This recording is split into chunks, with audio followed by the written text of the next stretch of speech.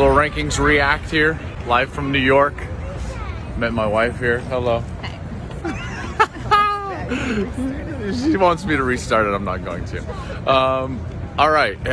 First of all, I have not slept. I had a flight a few hours after the game. Came right here to New York. Got the National Football Foundation, College Football Hall of Fame, the William V. Campbell Trophy. Very cool stuff. I'll also be having some meetings for the XFL, which is coming up this spring.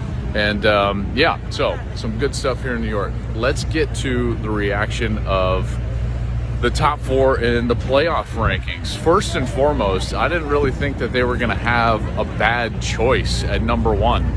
I know that I had been ranking Ohio State number one for most of the season, and I still feel like that. I would rank them number one. Remember, I've seen them 7 times and finally saw them last night face some adversity, which I thought they handled incredibly well. They went on that 27-0 run in the second half.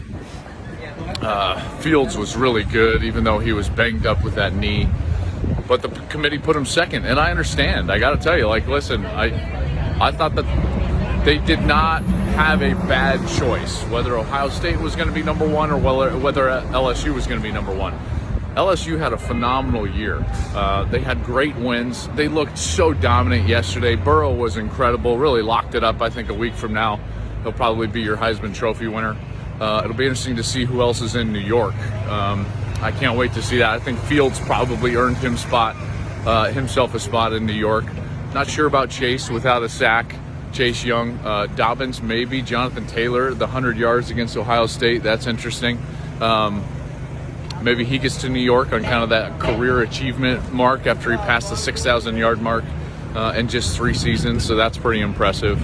And then 3, Clemson. I think we're always going to be 3.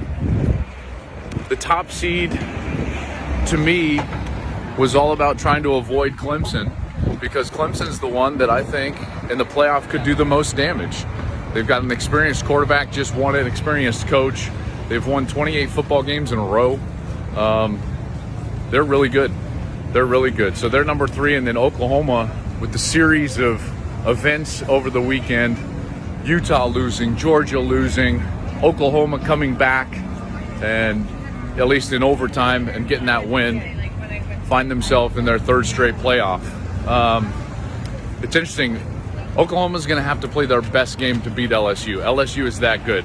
The thing that I'm most impressed with about LSU, and I've done this all season long, whether it was Clemson, they played poorly early, I put them down, then they played really well, I put them back up. I moved LSU up to 2 last night in my rankings ahead of Clemson because LSU's defense is starting to play really, really good football. Fast, physical. They've got a great team. Burrow's playing with such confidence. That play that he made down the right side last night after he scrambled around was just insane. It was so good. I can't wait to watch these games. I really can't. From that standpoint, I can't wait to watch LSU play in the playoff.